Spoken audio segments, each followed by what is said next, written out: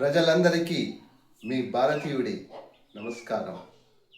మిత్రులారా, ఈరోజు వీడియో వచ్చి భారత రాజ్యాంగం పుట్టుక నిర్మాణం గురించి మాట్లాడుకుందామని చెప్పి లాస్ట్ వీడియోలో చెప్పాం. అదేవిధంగానే ఈ వీడియోలో భారతదేశ రాజ్యాంగం నిర్మాణం పుట్టుక గురించి చర్చించుకోవాలి. కానీ ఇది చర్చించుకోవడానికి ముందుగా మనము చరిత్రలోకి వెళ్ళాలి. మన భారతదేశ చరిత్ర గురించి తెలుసుకుంటే చాలామంది ఇప్పుడున్న యువతకి కొంతమంది తెలియకపోవచ్చు.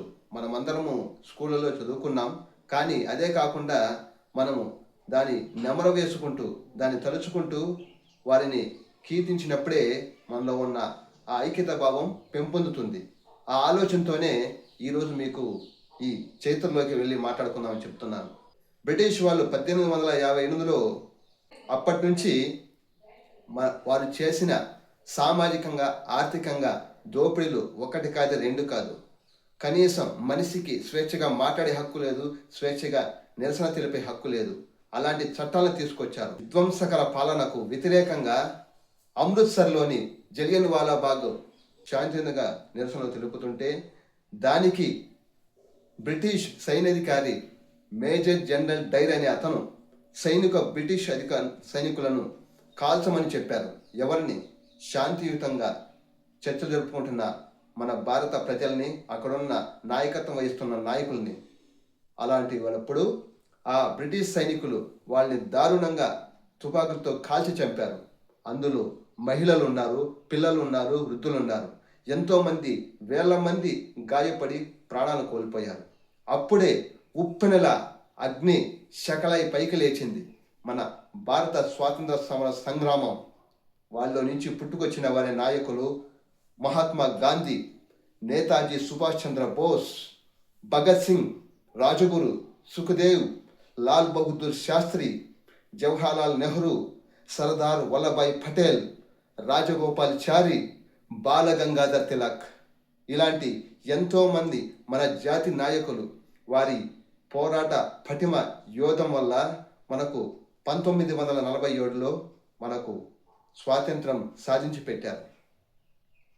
ఈ స్వాతంత్ర సంగ్రామంలో ఒక్కొక్కరిది ఒక్క దారి. ఎలా అంటే గాంధీ గారు చెప్పారు సత్యాగ్రహం, నేతాజీ సుభాష్ చంద్ర గారు చెప్పారు హిందూ ఫౌజ్ ఆజాద్, భగత్ సింగ్ చెప్పారు ఇంక్విలాబ్ జిందాబాద్, బాలగంగాధర్ తిలక్ గారు చెప్పారు స్వరాజ్యమే నా జన్మ హక్కు అని. ఇంతటి ఉద్రేకం కలిగించి ఎంతోమంది స్వాతంత్ర సమరయోధులు ఈరోజు మనకు ఈ స్వేచ్ఛా జీవితాన్ని ప్రసాదించారు. వారి ప్రాణత్యాగాల వల్లే ఈరోజు మనకు స్వాతంత్రం సాధించుకొని స్వేచ్ఛగా బతకగలుగుతున్నాం. ఈరోజు నేను కూడా మీతో పాటు స్వేచ్ఛగా ఉండగలుగుతున్నా, ఈ వీడియో చూస్తున్నా. కాబట్టి మిత్రులారా, వాళ్ళందరినీ తలుచుకున్న తర్వాతే, వారి కీర్తి ప్రతిష్టలు తెలుసుకున్న తర్వాతే మనం ముందుకు వెళ్ళాలి.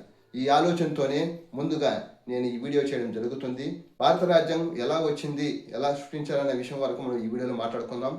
భారత రాజ్యాంగంలో ఏమున్నది తర్వాత నెక్స్ట్ వీడియోలో మాట్లాడుకుందాం. కాబట్టి మిత్రులారా, ఇలా మనకు 1947లో ఆగస్టు 15న స్వతంత్రం సాధించుకున్నాక 2 ఏళ్ళు పరిపాలన సాధారణంగా ఉన్నది.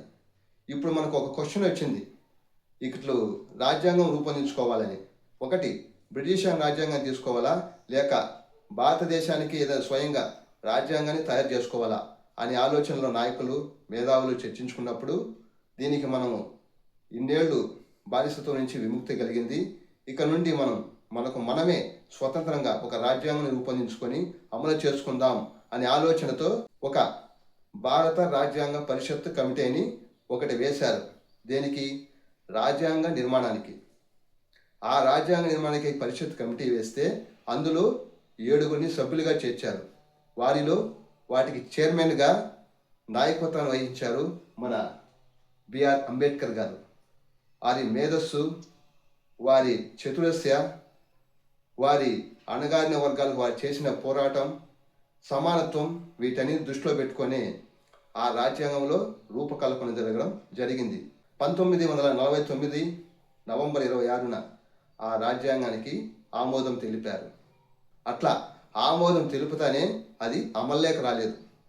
ఎందుకు రాలేదంటే దానికి వేరే కారణాలు ఉన్నాయి. దానికి ఇంకో వీడియోలో చెప్తాను.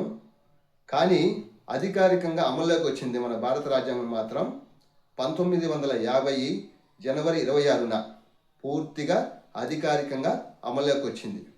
అదే మనం ప్రతి సంవత్సరం జరుపుకుంటున్న రిపబ్లిక్ డే. ఇది అధికారికంగా 1950లో జనవరి 26న మనకు అధికారికంగా వచ్చినది.